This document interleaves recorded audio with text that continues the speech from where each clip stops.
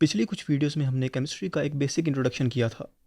हमने ये समझा था कि हम केमिस्ट्री में क्या स्टडी करते हैं, मैटर की डिफरेंट स्टेट्स कौन कौन सी हैं और इन स्टेट्स में मैटर के पार्टिकल्स किस तरह से बिहेव करते हैं। फिर हमने मैटर को 4 मेजर कैटेगरीज में क्लासीफाई भी किया था, यानी एलिमेंट्स, कंपाउंड्स, होमोजीनियस मिक्सचर्स और हेट्रोजीनियस मिक्सचर्स। हमने एलोट्रोप्स को भी डिस्कस किया और फिर एलिमेंट्स, कंपाउंड्स और मिक्सचर्स को भी एक दूसरे के साथ कंपेयर किया था। इस सब के बाद हमने सॉल्यूशंस, कोलाइड्स और सस्पेंशंस को डिस्कस किया और फिर अनसैचुरेटेड सॉल्यूशंस और सैचुरेटेड सॉल्यूशंस को भी समझा। ये सब कुछ समझने के बाद और केमिस्ट्री की एक बेसिक अंडरस्टैंडिंग हासिल करने के बाद अब हम तैयार हैं कि हम केमिस्ट्री की जो डिफरेंट ब्रांचेस हैं उन्हें स्टडी करें। लेकिन ऐसा करने से पहले हम ये समझते हैं कि हम केमिस्ट्री को उसकी ब्रांचेस में क्यों और किस तरह से डिवाइड करते हैं। तो केमिस्ट्री को उसकी ब्रांचेस में डिवाइड करने का मकसद तो यही है कि हम केमिस्ट्री, जो कि काफ़ी ब्रॉड और कम्प्लेक्स सब्जेक्ट है, उसे निस्बतन छोटी ब्रांचेस में डिवाइड कर सकें। और इन सभी ब्रांचेस का अपना एक खास स्कोप होता है, यानी हम एक एरिया डिफाइन करते हैं कि केमिस्ट्री की ये ब्रांच इस एरिया में जो भी चीज़ें आएंगी उनको स्टडी करेगी। फॉर एग्जांपल, अभी हम आगे चलकर बायोकेमिस्ट्री को समझेंगे, जिसमें हम जानदारों में केमिस्ट्री का क्या अमल दखल है उसे स्टडी करते हैं।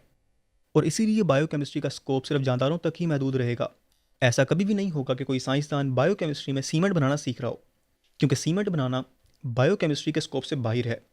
और यही वजह है कि हम केमिस्ट्री को उसकी ब्रांचेस में डिवाइड करते हैं, ताकि हम केमिस्ट्री के अंदर स्पेशलाइजेशन हासिल कर सकें और अपनी पसंद की फील्ड के अंदर रिसर्च करके नई से नई चीज़ें डिवेलप कर सकें। हमारी बुक में केमिस्ट्री की 11 के करीब ब्रांचेस दी गई हैं, लेकिन ये 11 ब्रांचेस केमिस्ट्री की बहुत सी ब्रांचेस में से सिर्फ चंद मशहूर ब्रांचेस हैं, वरना केमिस्ट्री को साइंसदान बहुत ज़्यादा डिफरेंट ब्रांचेस में डिवाइड करते हैं। तो अब जबकि हमें केमिस्ट्री को ब्रांचेस में डिवाइड करने की लॉजिक समझ में आ गई है, हम केमिस्ट्री की इन 11 ब्रांचेस को समझना स्टार्ट करते हैं और शुरुआत करते हैं फिजिकल केमिस्ट्री से। फिजिकल केमिस्ट्री केमिस्ट्री की एक ऐसी ब्रांच है जिसमें हम मैटर को सबसे स्मॉलेस्ट लेवल पर, यानी एटॉमिक और मॉलिक्यूलर लेवल पर स्टडी करते हैं और ये समझते हैं कि जो हमारी दुनिया के फिजिकल लॉज हैं वो किस तरह मैटर को इस एटॉमिक और मॉलिक्यूलर लेवल पर कंट्रोल करते हैं। फिजिकल लॉज वो सभी लॉज हैं जिनके ऊपर इस यूनिवर्स का निज़ाम चल रहा है। फॉर एग्जाम्पल, ये एक फिजिकल लॉ है कि ऑपोजिट नेचर के चार्जेस, यानी पॉजिटिव और नेगेटिव चार्जेस, एक दूसरे को अपनी तरफ अट्रैक्ट करते हैं, यानी अपनी तरफ खींचते हैं। लेकिन सेम तरह के चार्जेस एक दूसरे को रिपेल करते हैं, यानी दूर दूर धकेलते हैं। और अगर आप ये देखना चाहते हैं कि ये फिजिकल लॉ किस तरह से एटॉमिक लेवल पर या मॉलिक्यूलर लेवल पर काम करता है, तो आप चीनी के जो दाने हैं उन्हें स्टडी कर सकते हैं। अगर आप चीनी के इन दानों को, जिन्हें असल में चीनी के क्रिस्टल्स कहना चाहिए, उन्हें देखें, तो आपको इन सभी क्रिस्टल्स की तकरीबन एक जैसी यूनिक शेप नज़र आएगी। ऐसा कभी भी नहीं होगा कि जो नेचुरल शुगर क्रिस्टल्स हैं वो सभी तिकोन की शेप के हो जाएं, या गोल सफ़ेयर की तरह के क्रिस्टल्स बन जाएं, या कोई और रैंडम तरह की शेप्स बन जाएं। बल्कि चीनी के ये सभी क्रिस्टल्स तकरीबन तकरीबन एक ही तरह के शेप के होते हैं, क्योंकि मॉलिक्यूलर लेवल पर चार्जेस की अट्रैक्शन और रिपल्शन की वजह से और कुछ दूसरे बहुत इंपॉर्टेंट फिजिकल लॉज की वजह से जितने भी शुगर क्रिस्टल्स हैं उनमें शुगर मॉलिक्यूल्स खुद को एक ख़ास तरह के पैटर्न के अंदर अरेंज कर लेते हैं, जिससे शुगर क्रिस्टल्स को उनकी यूनिक शेप मिलती है और यह यूनिक शेप सभी क्रिस्टल्स में रिपीट होती रहती है। फिर अगर हम फिजिकल केमिस्ट्री के स्कोप की बात करें कि हम फिजिकल केमिस्ट्री में एग्जैक्टली क्या चीज़ स्टडी करते हैं, तो उनमें बुनियादी तौर पर 2 चीज़ें आती हैं। एक तो हम फिजिकल केमिस्ट्री में ये स्टडी करते हैं कि जो फंडामेंटल यानी बुनियादी फिजिकल लॉज हैं वो किस तरह मैटर की एटॉमिक और मॉलिक्यूलर लेवल पर प्रॉपर्टीज़ को कंट्रोल करते हैं, जिसकी वजह से वो एटम्स और मॉलिक्यूल्स एक ख़ास अंदाज में केमिकल रिएक्शन करते हैं। मैटर की एटॉमिक और मॉलिक्यूलर लेवल पर प्रॉपर्टीज़ को समझने का मतलब ये होता है कि हम ये समझें कि जो हमारा मैटर है उसके एटम्स और मॉलिक्यूल्स किस तरह से बिहेव करते हैं और उनकी क्या खसूसियात हैं। फॉर एग्जांपल, अगर हम ये समझें कि चीनी के मॉलिक्यूल्स किस तरह मिलकर एक जैसी शेप के क्रिस्टल्स बनाते हैं, तब भी हम फिजिकल केमिस्ट्री को स्टडी कर रहे होंगे। और अगर हम ये स्टडी करें कि चीनी के मॉलिक्यूल्स किस तरह के सॉल्वेंट्स में अच्छी तरह से हल होंगे, तो तब भी हम फिजिकल केमिस्ट्री को ही स्टडी कर रहे होंगे। फिर दूसरा, इन्हीं फिजिकल लॉज को यूज़ करते हुए हम केमिकल रिएक्शंस का रेट को प्रिडिक्ट करते हैं और ज़रूरत पड़ने पर इस रेट को चेंज भी करते हैं। केमिकल रिएक्शंस के रेट को आप इस तरह से समझ लें कि ये केमिकल रिएक्शंस की स्पीड होती है। अगर कोई केमिकल रिएक्शन बहुत तेज़ी के साथ होता है तो उसका रेट बहुत ज़्यादा होगा, और अगर कोई केमिकल रिएक्शन बहुत देर से होता है तो उसका रेट बहुत कम होगा। फिर फिजिकल केमिस्ट्री को यूज़ करते हुए हम केमिकल रिएक्शंस के रेट को प्रेडिक्ट तो करते ही हैं, मतलब इन रेट्स का अंदाज़ा तो लगाते ही हैं, लेकिन इसके साथ ही फिजिकल केमिस्ट्री की नॉलेज को यूज़ करते हुए हम इस रेट को कम या ज़्यादा भी कर सकते हैं, जिससे केमिकल रिएक्शंस फास्ट या स्लो हो जाते हैं। और इसी वजह से हम फिजिकल केमिस्ट्री को यूज़ करते हुए इंडस्ट्रियल लेवल पर होने वाले केमिकल रिएक्शंस की कंडीशंस को ऑप्टिमाइज़ भी करते हैं। रिएक्शन की कंडीशंस को ऑप्टिमाइज़ करने का मतलब ये होता है कि रिएक्शन जिन कंडीशंस में हो रहा है हम उनको किस तरह से एडजस्ट करें ताकि हमें बेहतर से बेहतर रिजल्ट्स मिल सकें। मसलन अगर आप गन्ने के रस को देखें तो उसका ग्रीन सा या ब्राउन सा कलर होता है, लेकिन जब उसी रस से चीनी बनती है तो उसका कोई कलर नहीं होता। इस गन्ने के रस को साफ करने के लिए हम मुख्तलिफ केमिकल्स मिलाकर एक केमिकल रिएक्शन करवाते हैं, जिससे गन्ने के रस का कलर ख़त्म हो जाता है। अब अगर हम ये स्टडी करें कि ये केमिकल रिएक्शन कितना फास्ट या स्लो है और हम किस तरह से इस रिएक्शन को बेहतर बना सकते हैं, क्या इस रिएक्शन के बेहतर रिजल्ट्स गर्म टेम्परेचर पर मिलेंगे या ठंडे टेम्परेचर पर, अगर हम ये सब कुछ स्टडी करें तो तब भी हम फिजिकल केमिस्ट्री स्टडी कर रहे होंगे। हमारी बुक के जो पहले 6 चैप्टर्स हैं वो सभी फिजिकल केमिस्ट्री को कवर करते हैं, यानी मैटर की जो डिफरेंट स्टेट्स हैं और टाइप्स हैं उन्हें भी हम फिजिकल केमिस्ट्री में स्टडी करते हैं।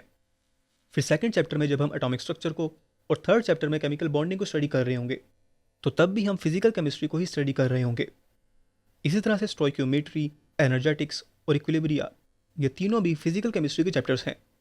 यानी हमारी ये तकरीबन आधी के करीब बुक हमें फिजिकल केमिस्ट्री समझा रही है। ऐसा इसलिए है कि अगर आप केमिस्ट्री को बेहतर अंदाज में समझना चाहते हैं और मैटर को बिल्कुल फंडामेंटल लेवल पर समझना चाहते हैं तो आपके लिए ये ज़रूरी है कि आप सबसे पहले ये समझें कि मैटर जिन एटम्स और मॉलिक्यूल से मिलकर बनता है वो किस तरह से बिहेव करते हैं, और ऐसा हमें सिर्फ फिजिकल केमिस्ट्री ही समझाती है। फिर ऑर्गेनिक केमिस्ट्री केमिस्ट्री की एक ऐसी ब्रांच है जिसमें हम कार्बन कंटेनिंग कंपाउंड्स, यानी ऐसे कंपाउंड्स जिनमें कार्बन होता है, उनकी कंपोजिशन, प्रॉपर्टीज़, स्ट्रक्चर और केमिकल रिएक्शन स्टडी करते हैं। लेकिन इन कार्बन कंटेनिंग कंपाउंड में हम सिर्फ हाइड्रोकार्बन्स और उनके डेरिवेटिव्स को लेते हैं, और कार्बन के सॉल्ट्स जैसे कि कार्बोनेट्स, बाइकार्बोनेट्स, कार्बाइड्स और ऑक्साइड्स को हम ऑर्गेनिक केमिस्ट्री में स्टडी नहीं करते।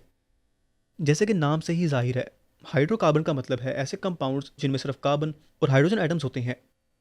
मिसाल के तौर पर अगर हम एक कार्बन एटम के चारों तरफ हाइड्रोजन एटम्स अटैच कर दें तो हमें जो कंपाउंड मिलेगा वो एक हाइड्रोकार्बन होगा, क्योंकि इसमें कार्बन एटम्स के साथ सिर्फ हाइड्रोजन एटम्स ही अटैच्ड हैं। और हाइड्रोकार्बन के डेरिवेटिव्स का मतलब होता है ऐसे कंपाउंड्स जिन्हें बनाने के लिए हम हाइड्रोकार्बन यूज़ करते हैं। मतलब अगर हम इस हाइड्रोजन एटम की जगह पर कोई और एटम लगा दें, लेट्स से क्लोरीन एटम, तो हमें एक डिफरेंट कंपाउंड मिलेगा जिसे हम ये कहेंगे कि यह हाइड्रोकार्बन का डेरिवेटिव है, क्योंकि हमने इसे हाइड्रोकार्बन से ही बनाया है।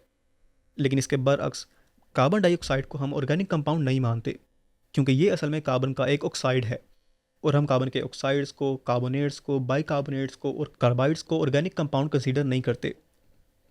ऑर्गेनिक कंपाउंड्स हमारे लिए बहुत ज़रूरी होते हैं। फॉर एग्जांपल हमारी बॉडी को ही ले लें, जो बुनियादी तौर पर ऑर्गेनिक कंपाउंड्स की बनी हुई है।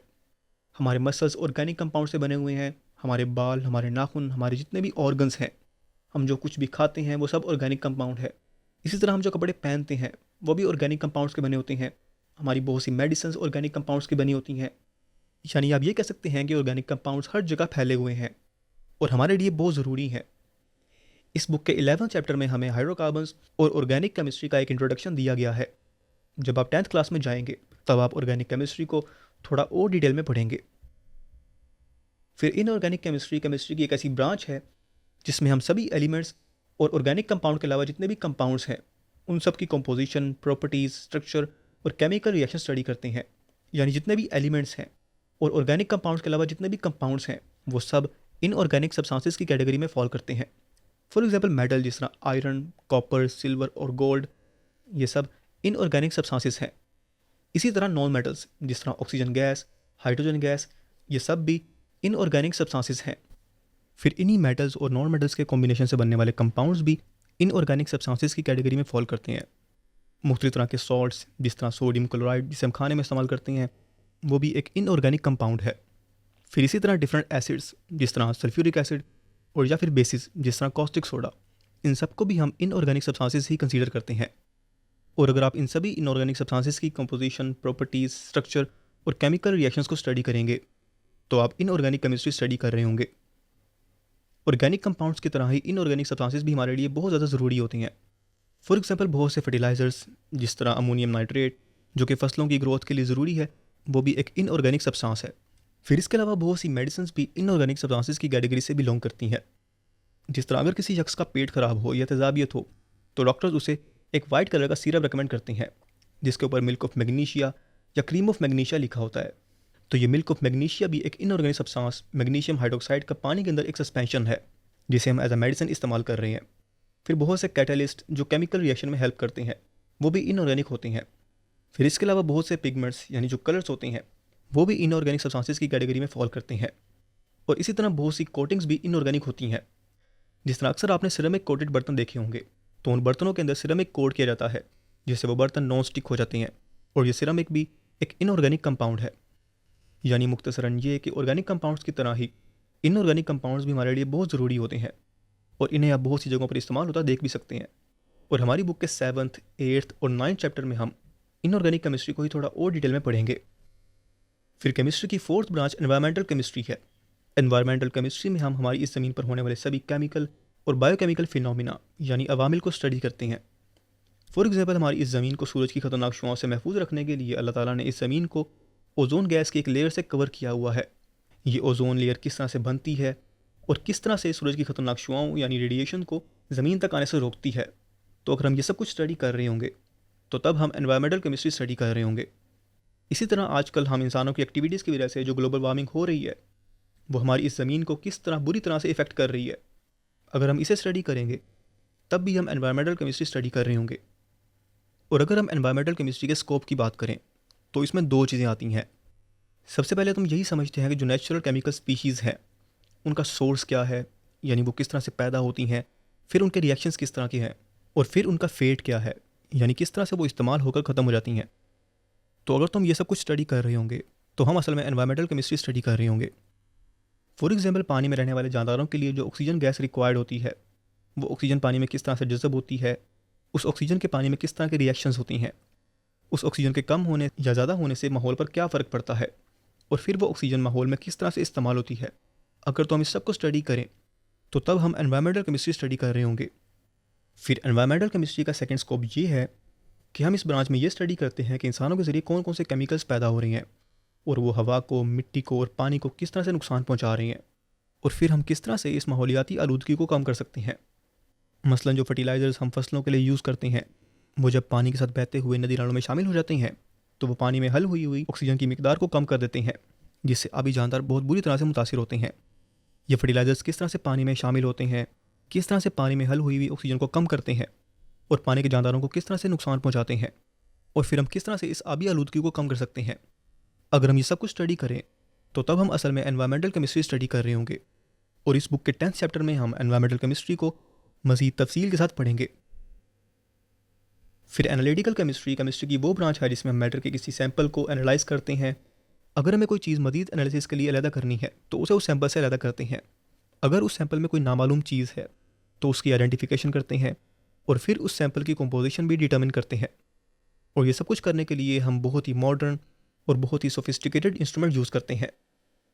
फॉर एग्जाम्पल, अगर हम ये पता लगाना चाहते हों कि किसी ने इस दूध में मिलावट की है या नहीं की, या इस दूध में कितनी ज़्यादा चिकनाई है, और या फिर ये दूध कौन से जानवर का है, तो आप एनालिटिकल केमिस्ट्री की मदद लेंगे।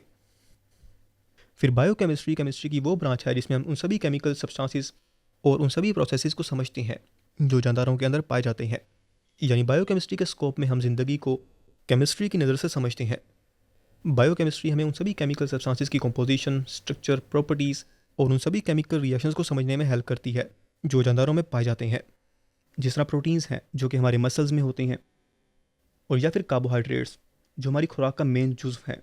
इसी तरह लिपिड्स जो हमारी बॉडी का फैट बनाते हैं, या न्यूक्लिक एसिड्स जो हमारे डीएनए में होते हैं और हमारे बारे में सभी इन्फॉर्मेशन स्टोर करते हैं। अगर हम इन सभी सब्सटेंसेस को और इन्हीं की तरह के दूसरे अनगिनत सब्सटेंसेस को जो जानदारों में पाए जाते हैं उन्हें स्टडी करें तो हम बायोकेमिस्ट्री स्टडी कर रहे होंगे। मेडिसिनल केमिस्ट्री में हम उन मेडिसिन और ड्रग्स यानी दवाइयों को डिज़ाइन करते और बनाते हैं जो इंसानियत के लिए फ़ायदेमंद होती हैं। फॉर एग्जाम्पल, जिस तरह अभी रिसेंटली जो कोविड पेंडेमिक आया था तो उसमें कोविड के अगेंस्ट जो वैक्सीन बनाने के लिए केमिस्ट्री की नॉलेज को यूज़ किया गया था, वो भी मेडिसिनल केमिस्ट्री ही थी। मेडिसिनल केमिस्ट्री के स्कोप में 5 चीज़ें आती हैं। पहला ये है कि उस केमिकल को डिस्कवर करना जिसे हम दवाई के तौर पर इस्तेमाल कर सकते हो, और फिर सेकंड स्कोप ये है कि हम किस तरह से उस दवाई को बड़े पैमाने पर बना सकते हैं।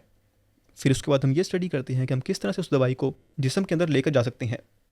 क्या लोग उस मेडिसिन को टैबलेट की फॉर्म में लेंगे, सिरप की फॉर्म में लेंगे, या इंजेक्शन की फॉर्म में लेंगे। फिर उसके बाद हम ये स्टडी करते हैं कि वो दवाई किस तरह से जिस्म में जज़ब होगी और किस तरह वो हमारी बॉडी के अंदर असर करेगी। अगर हम ये सब कुछ स्टडी करें तो हम असल में मेडिसिनल केमिस्ट्री स्टडी कर रहे होंगे। केमिस्ट्री की 8th ब्रांच जो हमारी बुक में दी गई है वो है पॉलीमर केमिस्ट्री। जिस तरह नाम से ही जाहिर है कि पॉलीमर केमिस्ट्री में हम पॉलीमर्स को और मैक्रोमॉलिक्यूल्स की कंपोजिशन, प्रॉपर्टीज़, स्ट्रक्चर और उनकी सिंथेसिस यानी हम उन्हें किस तरह से बना सकते हैं, इस सब को स्टडी करते हैं। अगर आप वर्ड पॉलीमर को देखें तो ये एक ग्रीक लैंग्वेज मतलब यूनानी ज़ुबान का लफ्ज़ है जिसके दो हिस्से हैं।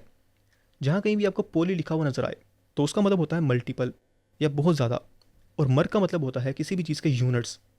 यानी अगर हम बहुत से छोटे छोटे केमिकल्स लें और उन सबको केमिकल बॉन्डिंग के थ्रू एक लंबी चेन में जोड़ लें तो हमें पॉलीमर मिलेगा। और मैक्रोमॉलिक्यूल्स भी ऐसे मॉलिक्यूल्स होते हैं जिनका साइज़ बहुत बड़ा होता है। तो क्योंकि पॉलीमर्स का साइज़ बहुत बड़ा होता है तो इसीलिए पॉलीमर्स भी मैक्रोमॉलिक्यूल्स की कैटेगरी में ही आती हैं। पॉलीमर्स और मैक्रोमॉलिक्यूल्स बहुत ही कॉमन होते हैं और बहुत से पॉलीमर्स नेचुरली भी पाए जाते हैं। हमारे पट्टे यानी मसल्स जिन प्रोटीन्स के बने होते हैं वो भी पॉलीमर्स हैं। इसी तरह कॉटन के जो कपड़े हैं वो सेलुलोज के बने होते हैं और सेलुलोज भी एक पॉलीमर है। फिर न्यूक्लिक एसिड्स जो डीएनए की फॉर्म में हमारी इंफॉर्मेशन स्टोर करते हैं वो न्यूक्लिक एसिड्स भी नेचुरल पॉलीमर्स हैं। और इसी तरह के और बहुत से पॉलीमर्स हम यूज़ करते रहते हैं, जिस तरह शॉपिंग बैग्स, हमारे बर्तन और हमारी गाड़ियों वगैरह में जो प्लास्टिक्स हैं वो भी पॉलीमर्स ही हैं। इवन दो कि हमें प्लास्टिक्स को इस तरह बेदरेग इस्तेमाल नहीं करना चाहिए, लेकिन फिर भी प्लास्टिक्स और इसी तरह के पॉलीमर्स को स्टडी करके हम बहुत काम की चीज़ें बना सकते हैं। और ऐसा करने के लिए हम पॉलीमर केमिस्ट्री यूज़ करते हैं। फिर अगर हम ज़मीन की केमिकल कंपोजिशन को, इस ज़मीन में जो कुछ भी है उसके सोर्सेज को और जो मिनरल्स यानी मादनियात हैं उन सबको स्टडी करें तो हम जियोकेमिस्ट्री स्टडी कर रहे होंगे। और अगर हम जियोकेमिस्ट्री के स्कोप की बात करें तो उसमें चार चीज़ें शामिल होती हैं। पहला तो है मिनरल एक्सप्लोरेशन यानी मादनियात को ढूंढना। फॉर एग्जांपल अगर आप ज़मीन के अंदर छुपा हुआ सोना ढूंढना चाहते हैं तो आप जियोकेमिस्ट्री की मदद से ज़मीन के अंदर क्लूज तलाश करेंगे, जिससे आपको पता चलेगा कि इस ज़मीन के नीचे सोने के ज़खायर मौजूद हैं। इसी तरह जियोकेमिस्ट्री में हम माहौल और उसमें होने वाली तब्दीलियों पर भी नज़र रखते हैं, जिससे हम आने वाले खतरे का पहले से ही अंदाज़ा लगा लेते हैं। फॉर एग्जांपल जियोकेमिस्ट्री के ज़रिए हम पहाड़ी इलाकों में होने वाली लैंडस्लाइड का पहले से ही पता लगा सकते हैं। हम उन इलाकों की मिट्टी को स्टडी करके ये पता लगा सकते हैं कि क्या वो कमज़ोर तो नहीं हो रही, जिससे लैंडस्लाइड होने से पहले ही हम उस इलाके को खाली करवा कर हिफाजती इकदाम कर सकते हैं। इसी तरह हम फॉरेस्ट्री के अंदर भी जियोकेमिस्ट्री की मदद ले सकते हैं। फॉरेस्ट्री का मतलब होता है जंगलात उगाना और मौजूदा जंगलात की हिफाजत करना। जियोकेमिस्ट्री के ज़रिए हम ये स्टडी कर सकते हैं कि फ़लाँ जगह पर उस मिट्टी के अकॉर्डिंग हम कौन से दरख्त उगा सकते हैं जो उस ज़मीन में अच्छी तरह से ग्रो करेंगे। और फिर इसके अलावा जियोकेमिस्ट्री के ज़रिए से हम मेडिकल फील्ड में भी काफ़ी रिसर्च कर सकते हैं। मिसाल के तौर पर कुछ इलाकों के ज़ेर ज़मीन पानी में जहरीली मादनियात हल हो चुकी होती हैं, जिससे उस इलाके के लोगों में बीमारियां फैलने लग जाती हैं। और अगर आप उस अंडरग्राउंड पानी को स्टडी करके बीमारियों की वजह दरियाफ्त करें तो तब भी आप जियोकेमिस्ट्री ही स्टडी कर रहे होंगे और उसके ज़रिए मेडिकल फील्ड में रिसर्च कर रहे होंगे। फिर जियोकेमिस्ट्री की एक काफ़ी अच्छी एप्लीकेशन जियोथर्मल हीट पम्प्स हैं। जियोथर्मल हीट पम्प्स ज़ेर ज़मीन जो ठंडक है उसे इस्तेमाल करते हुए हमारे घरों के टेम्परेचर को मेंटेन करते हैं। शायद आपने ये नोट किया होगा कि जैसे जैसे आप ज़मीन में खुदाई करते जाएंगे मिट्टी ठंडी होती जाएगी और कुछ फीट खुदाई करने के बाद आपको काफ़ी ज़्यादा ठंडी मिट्टी मिलेगी। और जियोथर्मल हीट पम्प्स इसी चीज़ को इस्तेमाल करके अंडरग्राउंड पाइप्स में से पानी गुजार कर उस पानी को बिल्डिंग्स में से गुजारते हैं, जो उन बिल्डिंग्स को गर्मियों में ठंडा रखता है और सर्दियों में गर्म रखता है। और ये सब कुछ जियोकेमिस्ट्री की नॉलेज के बगैर पॉसिबल नहीं हो सकता था।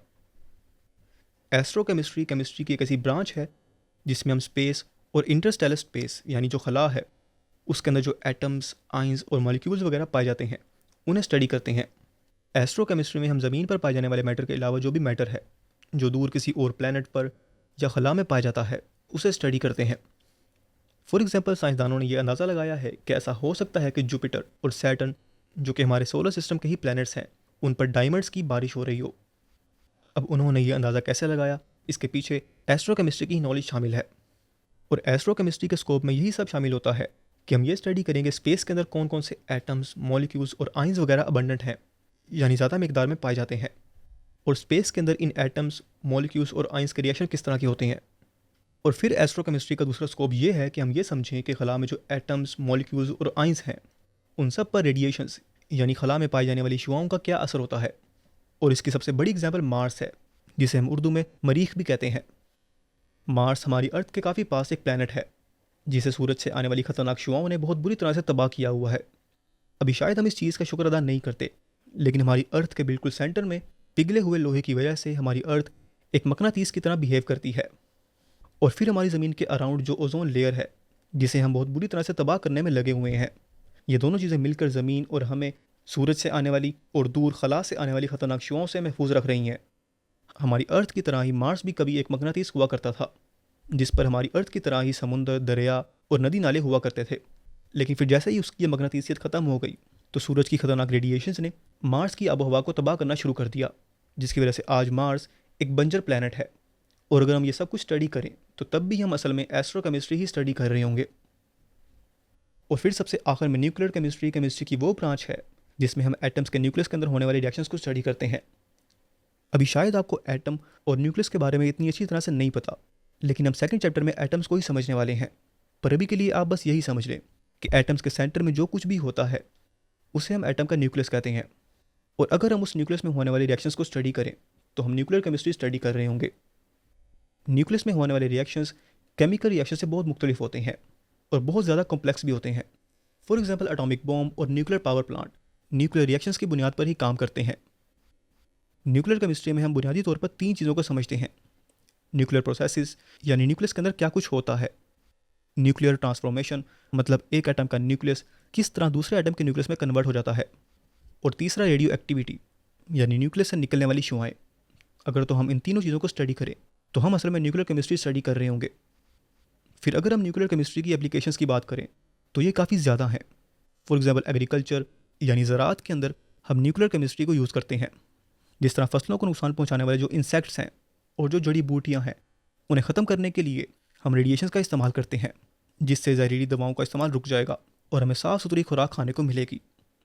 फिर इसी तरह मेडिसिन में तो न्यूक्लियर केमिस्ट्री का बहुत ज़्यादा रोल है। जिस तरह कैंसर के ट्रीटमेंट के लिए जो रेडियोथेरेपी की जाती है, जिसमें शुआओं के ज़रिए कैंसर का इलाज किया जाता है, उसमें भी न्यूक्लियर केमिस्ट्री इन्वॉल्व है। इंडस्ट्रीज़ में हम न्यूक्लियर केमिस्ट्री को यूज़ करते हुए दवाइयों वगैरह से और खाने की चीज़ों से जरासीम और वायरसेस को ख़त्म कर सकते हैं। और रिसर्च की फील्ड में तो न्यूक्लियर केमिस्ट्री पर बहुत सा काम हो रहा है। हम नए न्यूक्लियर पावर प्लांट्स बनाने के ऊपर रिसर्च कर रहे हैं ताकि तेल और कोयले से बनने वाली बिजली से छुटकारा पाया जा सके जो माहौल को ख़राब कर रही है।